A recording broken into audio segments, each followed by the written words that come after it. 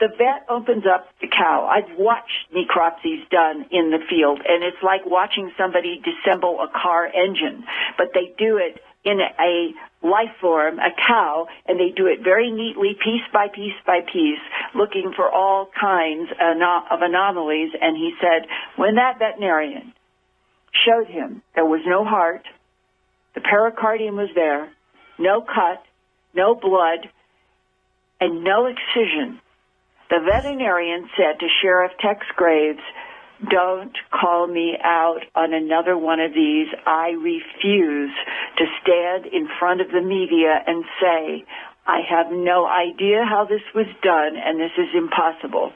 Now, that gives you a behind the scenes of many, many variations on what has happened between veterinarians doing necropsies for real behind the scenes, while law enforcement would say to the local media, it's predator, disease, or satanic cult, knowing that was a lie. All right, you've absolutely convinced me, although I was already, that it's not humans that have done this. It's non-human entities that have done it. Again, the question, why? In other words, what are they trying to discern by doing this?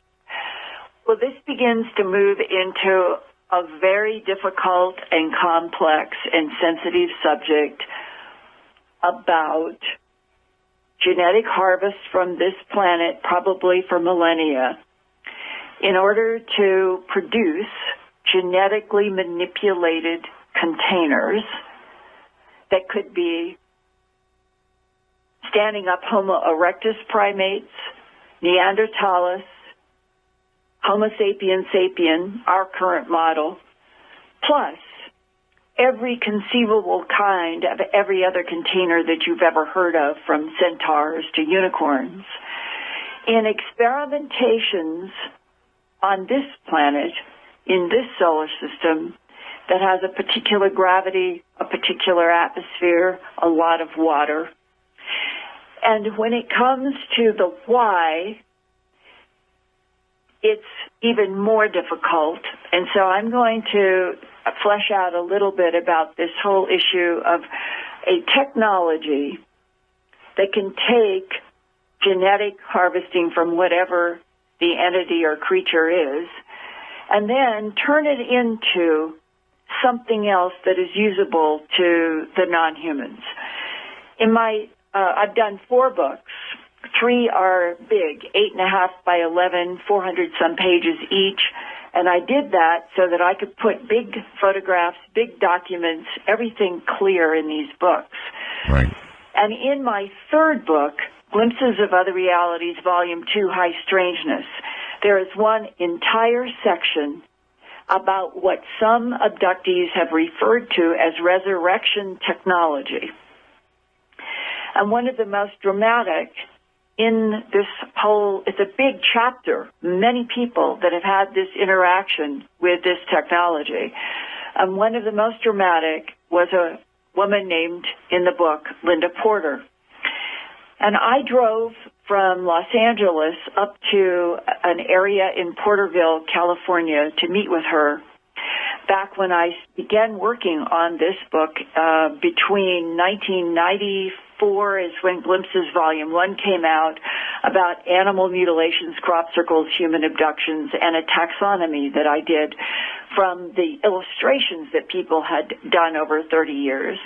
And then by 1998, Glimpses Volume 2 came out. So I was working on all of this between 1992, 93, and that's when I went to see Linda Porter. And she had sent me the clearest, she was an artist to begin with, of a series of drawings about what had happened to her between her teenage years and about her 20s. And it included having a beam of light. Many people remember a beam of light. They don't exactly remember what happens, but she remembered a beam of light. And then, as a young teenager, she was inside of some kind of a craft. or a round room. And what happens, in very summarized for the radio broadcast tonight, is that a praying mantis-looking creature, 8 foot tall, which does come up in lots of abductions, even if you don't hear about it much, appears, and at first she was terrified, and the tall praying mantis put into her mind a sense of deep sadness about her and all humans, and it was accompanied by a sense that this praying mantis was so ancient that it could be as old as our solar system, as incomprehensible as that is, and that these praying mantis are programmed to monitor the evolution of life in entire solar systems. We're getting into the world of Michio Kaku's theorizing about very advanced civilizations having this ability. Yes. And that when humans are in the presence of the praying mantis has the ability to calm the human's natural fear of the way they look. And what he did next, he took the young teenage Linda Porter to a round, small container, almost like a small room, and showed her all of this dense, yellow, sparkly light inside of it. And then, as if saying, this is one piece of what you need to understand, he walked her into a room nearby and said, watch. And now it's a gray type entity. We can get into the distinctions of gray androids that are robots and prime intelligence grays, and that there are all kinds. And now what she's seeing is what I would call more the prime intelligence in the gray category. They have vertical snake eyes. They have gray pebbly skin. Usually it looks slightly reptilian, and they are quite different from the 3 foot tall, we'll call them androids, that have the big black eyes and the pear-shaped heads and the little bodies. There's a big difference. So now she's in the presence of what appears to be a prime intelligence gray, who walks over to a bed-like apparatus upon which there is lying a male human, and the gray reaches down, and Linda even asked me, could this be possible? Are they doing this in front of me like a hologram? Because this is what occurs. The gray's long 4 fingers just seem to pass through the man's chest. And out of the man's chest, the gray being comes up holding the man's heart and shows it, no blood, totally dry, shows it to Linda Porter, and she gets telepathic thoughts like this. It is important that the entity, and she gets the symbol or gets communication that when they say entity, they are meaning soul, spirit, the animus of life, that the man's entity and this particular container of the man's body, it's important that the soul remain inside of such a container for a longer period of time than the man's body is willing to give, because the man is dying of heart disease. And the gray communicates that they are letting this version of the man die, but over in a tube. And when there's a gesture, now she sees that there are these tubes that have various people in them, and one she recognizes in the tube, that has light above and light below, is a man who looks a little bit younger than the man on the table. And the gray being communicates telepathically to her, because it is important for the soul spirit, that he uses the word entity, to stay inside of this type of container, we are going to revivify him in this cloned body, in this tube that we can preserve and control. And we are going to put him in Australia, and in his home in the United States, he will die. So the non-humans, right, are showing a teenager that they have the ability to allow a container to die while they simultaneously are resurrecting a cloned, preserved body, because there is something extremely important, the study about the soul-spirit interaction with Homo sapiens sapiens. This is very complex, and we can keep going in this. Oh, no, by all means. So they're studying that soul. That is a, how would you put it? I guess he was a case study, and for some reason they needed that soul to continue. Well, what if because I don't think they're studying just one thing. I think this is a huge, complex, 16-layered chess game that's going on concerning various agendas by various non-humans, and the non-humans themselves may not always get along about this political question. What is allowable to do with life? If Homo sapiens sapien is the product of genetic manipulation in already evolving primates going back to Homo erectus, as the alleged presidential briefing paper that I was shown at Kirtland Air Force Base on April 9th, 1983 said, it says that in there, then we must have been made the way we are, with our tendency toward violence and self-destruction and all the things that humans are, for some reason. And there have been so many wars on this planet in arguments about whose God is superior to another. And all these wars have produced the death of containers.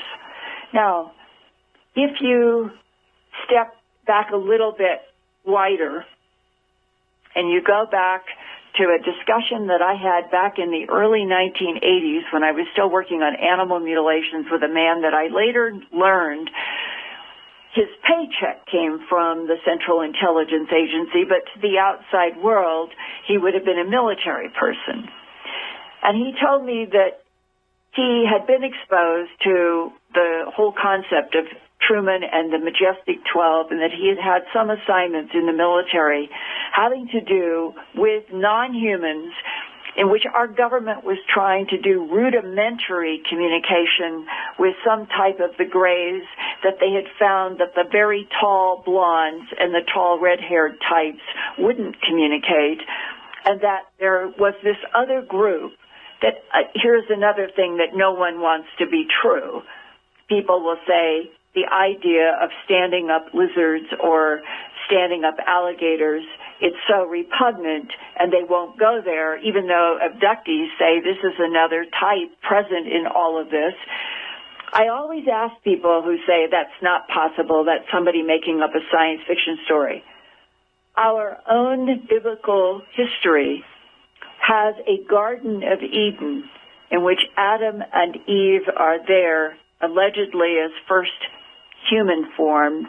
Right. And what is there also? A very intelligent serpent that communicates with Eve all about things like getting out of the garden and learning about technology, science, life, and all of these things that are called the temptation of Eve and the dropping of the innocence of the first prime Homo sapien. Well, who is that serpent in the Garden of Eden for real? And what is the relationship between the historic reptilian undercurrent in so much religious literature and the gray beings, the prime intelligence with the snake-like eyes, and the tall, blonde, and red-haired humanoids that can have either crystal blue eyes or the blondes have been seen with very gold eyes like the Greeks. And a lot of people don't realize that the Greeks on this planet are the only ones in bloodlines that have very yellow gold eyes, some of them. I have a cousin who's Greek, and she has yellow gold eyes. And that there are all kinds of contradictions and confusions in our own religious and earth history that when you come to these stories that I've run into and have published in Glimpses of Other Realities about people being shown by beings, mixtures of beings, that their body and the relationship of the container to the soul spirit has some very profound meaning to these non-humans, and they are trying to study it. And one day, in discussing all of this with a colleague, somebody suggested that I study the Gnostics, going back to Zoroaster and Zoroastrianism. And the interesting thing is, when you go back to that over 2,000 years old literature, you run into well, let's just call it a big box view of the cosmos and how this universe is working that has to do with the recycling of souls in a reincarnative process that is the machinery of the universe, in which the soul spirit, the animus, in each life goes in and out of different containers, sort of like one metaphor was, think of a sewing machine and the way the needle goes in and out of stitches. Sure. That any soul spirit could have that many stitches up and down, in and out of bodies, and we have been told historically in the current age, reincarnation has been set off to the side as possible mythology. The idea of tall reptilian humanoids have been set off into the realm of science fiction. That the idea of a serpent having something to do with the beginning of humans is set as mythology. These are all the words that put an insulation between what might have been historically extraterrestrial biological entity terraforming, and that's the word, terraforming and manipulating genetic material on the surface of this planet. And now I'm going to give you a number art that was given to me in 1999 by a man who had retired from the Defense Intelligence Agency. And okay, Linda, can you hold tight for a moment? We've got to do a break, so stay right there. Art, that is true. I wrote about this in my books because it is somehow, when people buy a book and they read it, they're giving their permission to read all of the information in the book. And when it came to radio and television, I have been shy, sensitive, aware that this is very difficult material. But this is getting toward the end of 2013, and I think a lot of people feel the same way that you and I and others do, that we seem to be coming to some sort of a critical juncture in the evolution of this planet. The feeling on the whole Earth now reminds me of when you heat up water on a stove.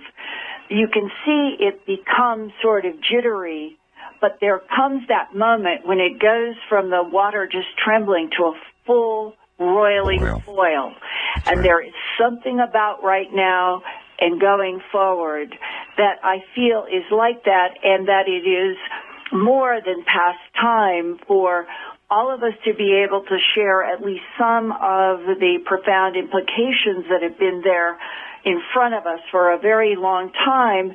And it's partly out of frustration that the governments of the United States, England, and Australia and Canada from World War II, they know a great deal and that there have been these policies of denial, allegedly in the interest of national security, that are still ongoing today when they know we're not alone in this universe.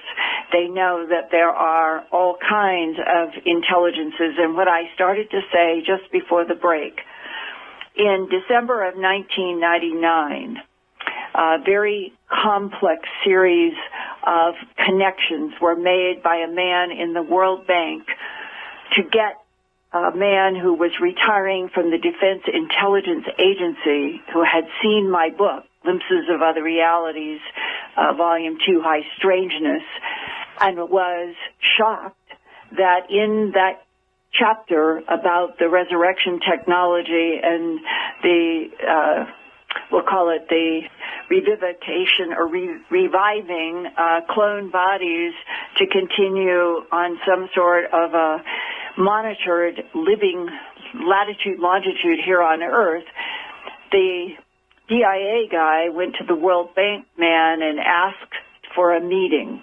And the meeting had to be on some ground that the DIA guy chose.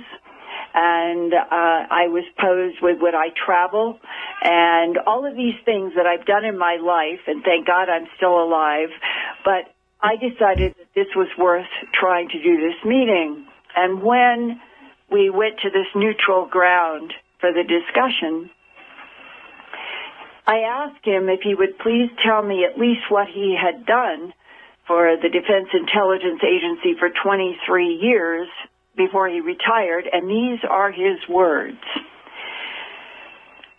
My job for 23 years was to monitor and analyze the geopolitical territorial conflict of three competing extraterrestrial biological entities on this planet. Wow. That's a quote. And then, in a very long 7 hours discussion, of which I'm just going to share this piece, he said that in the work that he had done, he had been exposed to this, we'll call it the tube resurrection technology, but he said, Linda, it is so compartmentalized, it is so classified, that when I opened up your book, and I am seeing an entire chapter with illustrations by many people of exactly what I thought was so classified that nobody knew, he said, that's why I had to meet and talk with you. And he said, and this was the number that I told you I was going to tell you because it's sort of, I was surprised by this.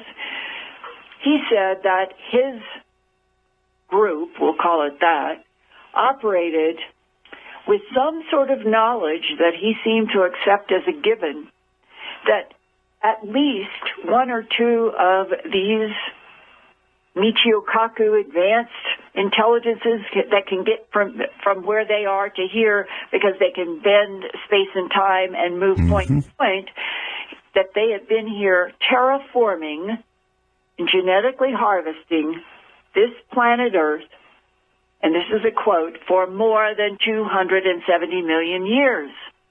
And when he said that, my mind immediately went back to the dinosaurs. And I said to him, you're talking about before the time of the dinosaurs. Way before. And he said, Linda, one of these groups manipulated genes on this planet to produce the dinosaurs. Now, that's not the first time I had heard that. I had actually heard that statement that we're dealing with some sort of an advanced intelligence that was responsible for setting in motion the evolution of the dinosaurs. I'd heard this back in the early 1980s, but like so many people, we go through these evolutionary stages. I had no context to hear it. I was not prepared for such statements in the early 1980s. I was probably barely prepared for the discussion with this man. But today, in 2013, my own hypothesis about all of this is that we are the latest model of a genetically tweaked, evolving, standing-up primate for reasons that are not clear to anyone and probably not our government either. Why, as this man told me, the DIA guy in 1999, he said, you might as well think of humanity as the 37th model of a Hoover vacuum cleaner. Oh, God. Linda, just a quick interjection here, question for you. On the one hand, you're talking about extraterrestrials and mankind as being a product originally of extraterrestrials, or maybe the 17th version thereof, whatever. But you're also talking about souls. Now, I wonder, I'm just curious, Linda, most scientists, most doctors, as a rule, don't believe in God. But here you are saying, on the one hand, we're model 17 of whatever, and on the other hand, we have souls, which most people would associate with, very deep religious belief. And you understand, I'm sure, the kind of tsunami that you're causing across that belief. Well, now, let's go to what could be behind agendas to be on this planet or other planets. I don't think this is happening just on Earth. But let's just say, let's now go to a bigger box of what could be behind the concentration of efforts here. Okay. And this comes to something that I first introduced in Glimpses of Other Realities, Volume 2, in that large chapter in which there are abductees who have had these dealings with these tubes and the resurrection technology, and they all, and this includes now modern interviews that I have done this year and last year and the year before of people still in the abduction syndrome that are still having encounters with these same varieties of beings, and everyone that I have done these interviews with are saying there is a conflict about what is allowable to do with life, and that it boils down to both my book, Glimpses, and modern experiences that I have been documenting at Earth Files more recently, that there is a huge argument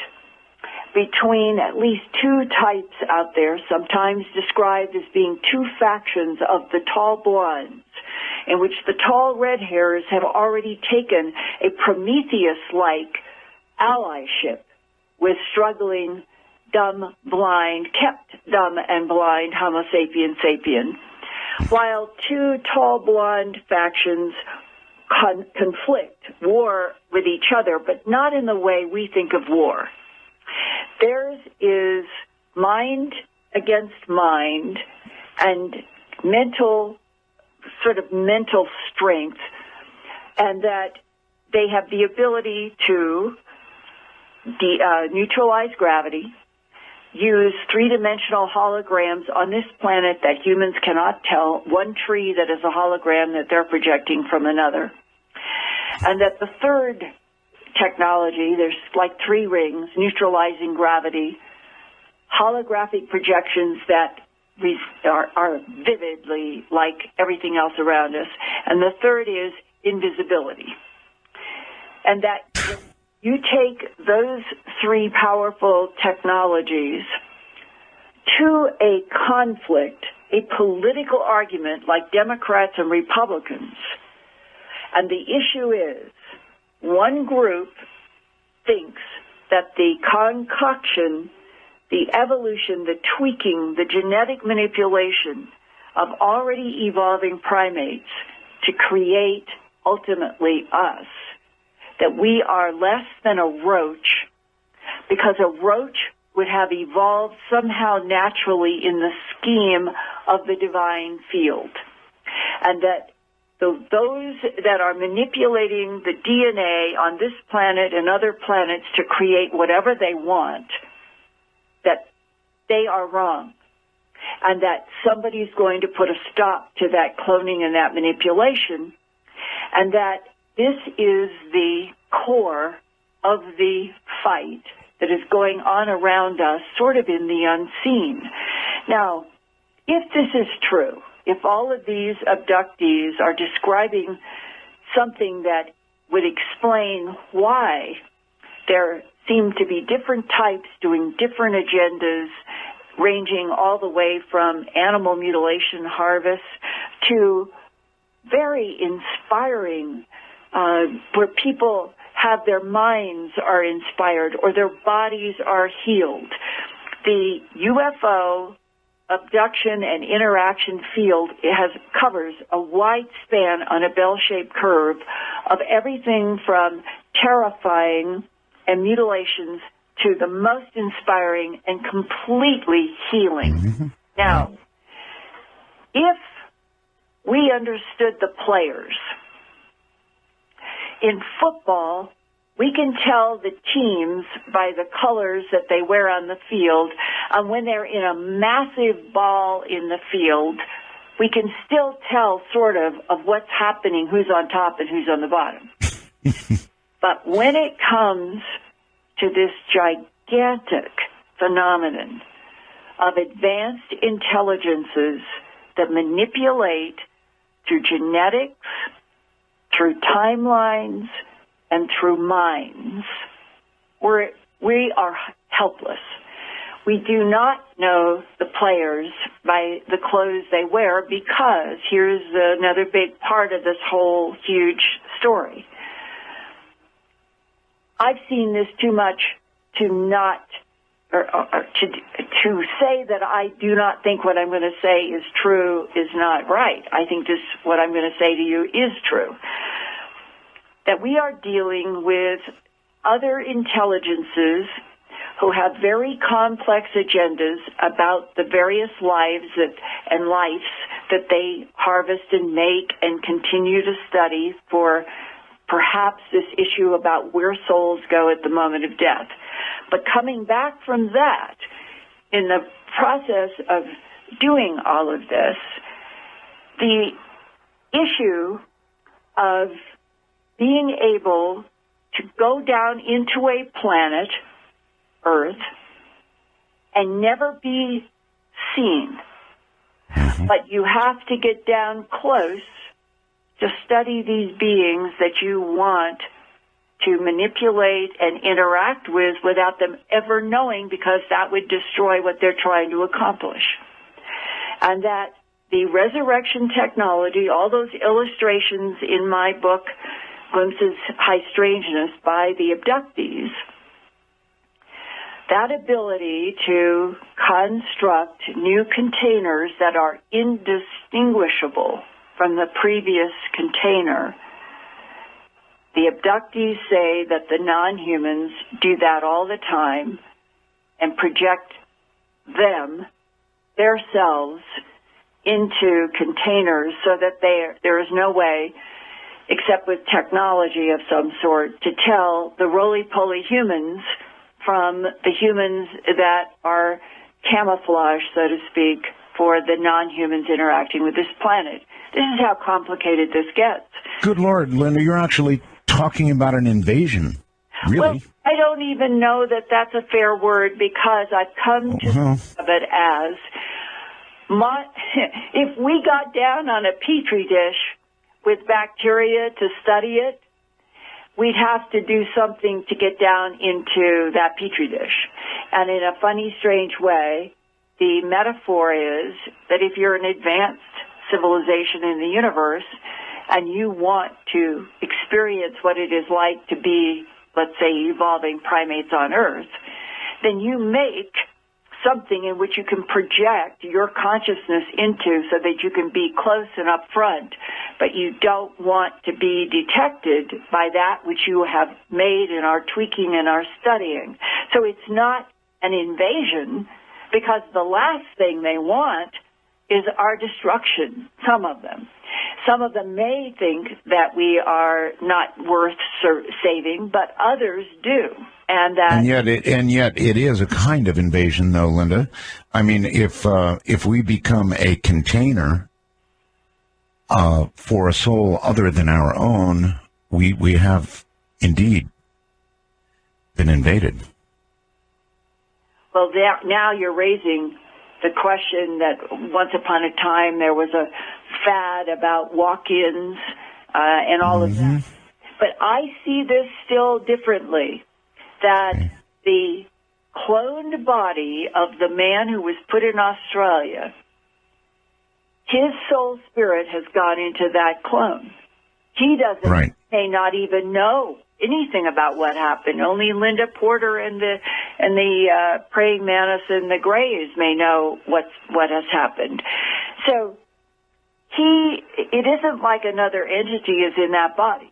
It is that man's soul spirit. She saw this glowing material leave the dead body and go into the one in the tube, and he was revived and seemed normal and healthy. So there's that aspect. Well, perhaps not yet, Linda, but you have to imagine if they have the capability to do that, then if we're regarded as nothing more than containers. Anyway, I'll leave it at that. I do want to ask something. We can watch what they do, Linda. So in the years that you have been documenting, for example, the mutilations, would you say that back then there were many, many, many, and that it's trailed off? In other words, we can watch what they do. Have there not been as many mutilations in recent years? Is it trailing off? No, they just changed latitude, longitude. Really? Latitude, longitude is a key to animal mutilations, meaning that there are cycles of animal mutilations at certain latitude, longitudes over and over and over again, over decades, probably centuries. And that right now, from 2002 to 2013, there literally have been 5,000 or 6,000 mutilations in Argentina alone. Wow. And we can so it's just moving around. It always has. The idea that the United States and Canada, because they've been mutilations have been reported in every state and every province in Canada now, since going back to the middle of the last century and probably back further.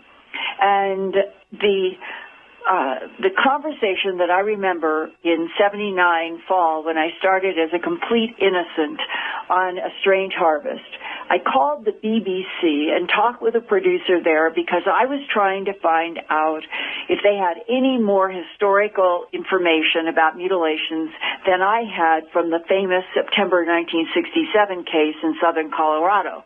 And that's where the reporters got it all wrong. They said it was a male horse named Snippy. It wasn't. It was a female horse named Lady. That was September of 67, the story that went around the world. That was the beginning, the breakthrough of mutilations to the public's consciousness. It was not the beginning of mutilations. And the BBC producer said that they had seen a journal that had been published in Australia about a 1911 case in which 104 sheep were found on an Australian billabong, completely bloodless. There was no blood anywhere on any of the white hair. And around the 104 sheep, there were no tracks. No tracks. Not the sheep's tracks, nothing else's tracks, and an ear, eye, jaw, flesh, tongue, genitals, and rectums were cored out in all 104 sheep. Now, if that is valid, we've never been able to get to the people who were there, and it's always been that it was a journal and we can't find it. If that's true, though, you're talking about all of the ingredients of the animal mutilations that are present today in Argentina, in the United States, in Canada, in England. It goes on, where all of that has occurred and continue to be bloodless and trackless. And in 1911, there were no lasers. There were no helicopters or beams that could have... Okay. So now we have the same phenomena widespread there on that many animals in one site. And then you have sheriffs in 1979 telling me that the perpetrators are creatures from outer space. Why? Because they, with their own eyes, have seen what looked like a helicopter dissolve into a cloud, have seen a beam come from something in the sky out over a pasture, have seen, and ranchers. I've talked with ranchers. They will not go on the record because they are so afraid of being bashed by their fellow human beings. Of course. They say they have seen animals either rise in a beam of light on their ranch or be lowered and dropped from the bottom, which is very consistent with all of the dropped bodies that have broken bones that I have investigated. But the animals come down the beam and are dropped to the ground, and one rancher told me when he saw this, he was terrified and ran. He ran from the site and went back to his house. He waited till the dawn. He walked back out. The cow is where he saw it drop from the beam, and it had the ear, eye, tongue, jaw, genitals, and rectum cord out. Now, these are eyewitnesses which in the history of criminal law, 2 or 3 eyewitnesses could convict somebody for murder in a trial. And we are talking about many people who have seen the beams, who have seen animals rise or be lowered. And yet, those people are so afraid of being ridiculed, they'll talk to me, so I'm secondhand removed. I'm not the witness, but I can certainly share the fact that I have heard the descriptions of these beams lowering and raising animals, and I step back and say, if we could all be honest with each other and the governments be honest, this is enough evidence to open up the fact we're not alone in the universe. Other life forms have been coming here for a very long time. I personally feel no fear in all of this, Art. I honestly don't. I have walked the planet by myself. I have gathered tissue and fluid and soil. Oh, I know. I know, Linda. Listen, hold tight. That's a whole avenue we want to go down, so let me get break taken care of here. A hard science. Files. I set it up and have let audiences know that in the Real X files, I would put all of the graphic photos that are really not anything but pristine generally with mutilations, but that I keep the photos separate from children and people who might be offended by the animal mutilation photos in Real X files. And I also place all of the content that relates to what we've been talking about the last hour in a whole series. There's probably over 100 reports that I have done at Earth Files in the Real X files that relates to this whole issue of containers, soul recycling, genetic manipulation, and the issues of agendas as they have come through human abductees or people who have been in the military or have been exposed. So it's all, everything I'm saying is in Earth Files, and especially for people who are subscribers to Earth Files who have been readers of a 12-part series I did with a man who calls himself Joshua Reinhall. Many people responded to that 12-part series that I did about a year and a half ago. That's not his name, but he is a hard-nosed insurance detective in the Northwest. And he came to me after he had heard me do an interview with another abductee who was talking about the issue of conflict, a conflict going on between intelligences about what to do with humanity that has been made and concocted on a planet that has a concocted history, and that there is great conflict about whether we survive or not.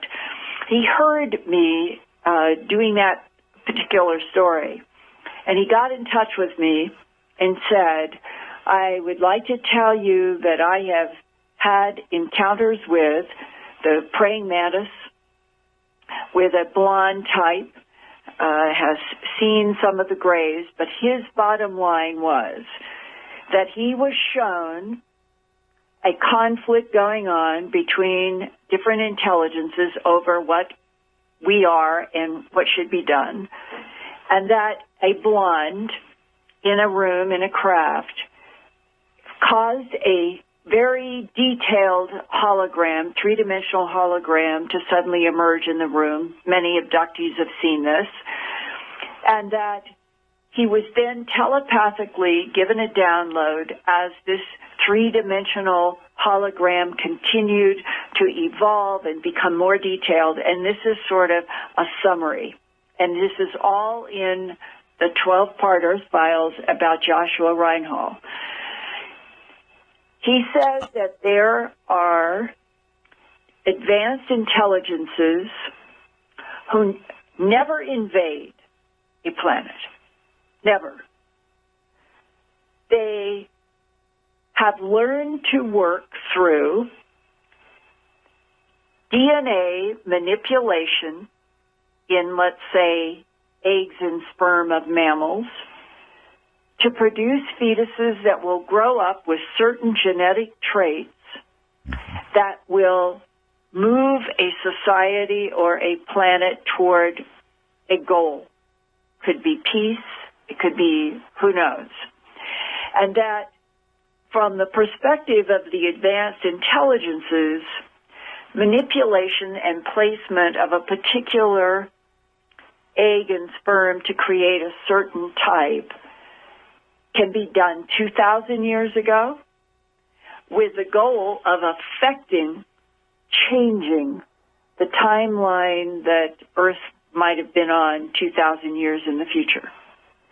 And that they have come to understand how to work with genetics in timelines to evolve in a positive way whole life forms that they're studying. Well, you had an analogy a while ago of the water, getting ready to boil. Yeah. And I couldn't agree more. I can feel it, and I sense that many, many, many others can feel it as well. Something's getting ready to start bubbling hard. Yes, I do. We're on the edge.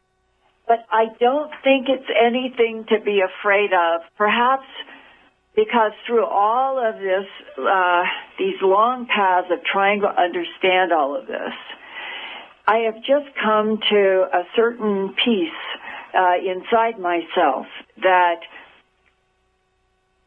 if there were a lot of destruction, I really do believe that the soul energy does go on. And if it goes a different timeline, and as several abductees have said, here I'm quoting from the famous Brian Scott case, I think there is going to be a lot of conflict on this planet over what we are, what we human beings are, and what the ETs think should happen to us. But we're going to grow up, and I think we're going to mature on the planet Earth. And when it's over, humanity will be willing finally to accept 1,000 years of peace. Now that resonates and echoes in the New Testament clearly of an apocalyptic time in which it says when it's over that there will have been we'll call it a prevailing on the side of peace, hopefully, and love and harmony, and that there would be at least 1,000 years of peace. Now that's in a religious text. This quote is from Brian Scott, an abductee who was an incorrigible and was picked up by the tall red hairs from the desert in Arizona and was really put through the paces to see, I guess, what he could take. That's the way he interpreted it. And it now is, Art, as if all of humanity is being pushed, and that politically all kinds of shocking things have been happening, and that sense of the boil does not necessarily mean something catastrophic. Of all these different entities, I'll use that word, that may be interested in us and or directing us or attempting to affect us, do you think they're all benign, or do you think that, I don't know, when you look at our world, Linda, you see a yin and a yang, and there seems to be a yin and a yang to almost everything, and I wonder if there's a yin and a yang to the others as well. Well, I can reference what some people listening may or may not have been exposed to, a series of reports that came out in the last 3 years, allegedly about some astronauts from our planet going secretly, never to have been made public, to Zeta Reticuli 1 and 2, and that there were some of us, just like Spielberg's movie, that went to this planet and then returned, and that this was part of an alleged, and these papers were called the Serpo papers, that this was presented to Ronald Reagan at the very beginning of his first term in office by the CIA director, NSA, and various intelligence agencies. And the transcript, allegedly, of this Oval Office briefing about extraterrestrials is included in this big, long series of reports. And in studying this particular alleged transcript, none of which anybody can prove without the formal backing of the U.S. government. We all know that. We're all at a disadvantage. The government holds all the marbles when it comes to absolute proof, and they don't want us to know. But assuming that there is maybe total truth or some truth in this transcript, Ronald Reagan is given first a kind of superficial, we're not alone, there are different types, they've been coming here a long time, we know where some are from, we're in control. That's how the briefing went. And then That's funny on the face of it. I mean, how do you tell a U.S. president there are those here from type 2 or type 3 civilizations, if you will, Linda, and we're in control? Please. Well, yes, I agree. But you can sort of imagine how that would go down with that president at that time for at least a section. And then the transcript becomes surprisingly more detailed about the different types, and that they are using, whether it's a Latin or whatever it is, they refer to them as archeloids and trontoloids, and there are these names that are in this briefing for the different types. And they include the talls, that would be a tall humanoid, probably in the blonde and red hair. It includes the grays. It includes acknowledging that there are androids. They are not all biological independent prime intelligence. It goes into a type that it does not define. It does refer to something that would be in the reptilian. And then it talks about, I believe, the trontoloids as being insect-like, and they are referred to in this alleged briefing for the President Reagan as hostile, the word is there, hostile alien visitors, referred to as HAVS. And Reagan, in the alleged transcript, asks lots of questions about this type and says, well, what's going to happen? Can it hurt us? Should we be prepared? And they say, we do have concern about this insect type. What is that concern?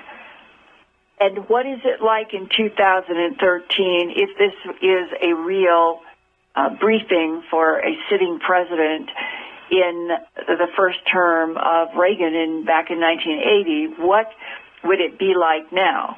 And what is interesting to me about this, when you read this whole alleged transcript, that some of the details about the different types do ring true from the abductions, but there are no, at least I'm not aware of, maybe not even one, in which people have said that they were dealing with a full-fledged insect in front of them. Now, the praying mantis, I understand, that would be in an insect category as we would know it. But I don't know of a single case in which anybody has had violence or anything done to them badly by the praying mantis. They may have been terrified. They may have some sense of being really freaked out. But there seems to be some difference. And what is interesting is that I have tried very hard to see if I could get somebody to leak to me any kind of an illustration, let alone a photograph, of what is this so-called insect tranaloid that would be in the hostile category. And I have had some people say they thought that they might get me something, but they never have. All right, well, I was about to ask, Linda, where are the Snowdens with this kind of information? Surely at some point it would have either happened by now or will happen shortly. Somebody's going to walk out with the kind of information you're talking about, and away we go.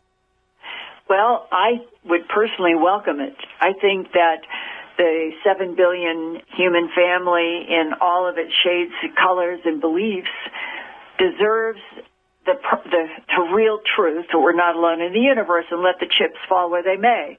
And the government side says someday it will be looked back in history at all the things that the United States government did for 60, 70 years to keep all of this from the American public and the world, that those people in Franklin Delano Roosevelt's administration at least was the beginning, through Truman and on up, with the last sitting president having any detailed information would have been Kennedy, and then perhaps this Reagan briefing, but that most of the presidents have been kept in the dark because they have been afraid of the consequences. And in fact, I did, in 2004, when I moved to Albuquerque from Philadelphia, there was a story I had done, and it had provoked great interest from a man who had been in the Navy. And I have a videotape at YouTube and at Earth Files about this interview and this story. And what it boils down to, he was in essentially the Southeast Asian area at a point back in the end of the 70s when a whole complex series of events happened with some colleagues, one of which had access to a safe of classified material. And on Thanksgiving night, I believe it was 1978 or 6, he was, with another man, taken into a safe. It was one of those classified safes. And the man who was sort of hot rodding said, "I want to show you something," and pulled out a file. It said Roswell. It had photos of non-humans in a hangar, in a truck, on the ground, close-up photographs that were done in what was not very good light, but it was clearly not human. And then the document was about how these were retrieved from one or more sites in Roswell, and that he read this and saw these photos with his own eyes. And you're aware, aren't you, of the current rumors about Roswell photographs that are said to exist, and family, I guess, does not want to release them because of what they're going to have to go through? Hold it right there, Linda. We're going to take our break, and we'll be right back. Very quickly, I was saying that one day a Snowden is going to walk out. Or the equivalent of a Snowden. As a matter of fact, it's kind of interesting. Since the releases by Snowden, there have been all kinds of things on the Internet, allegedly from Snowden, that relate to UFOs, ufology, all the rest of it.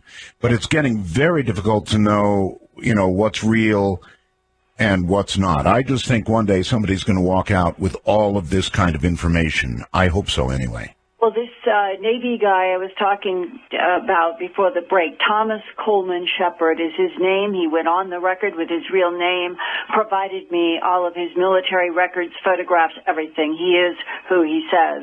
And he saw all this photos and documents about Roswell, and a whole lot of stuff hit the fan.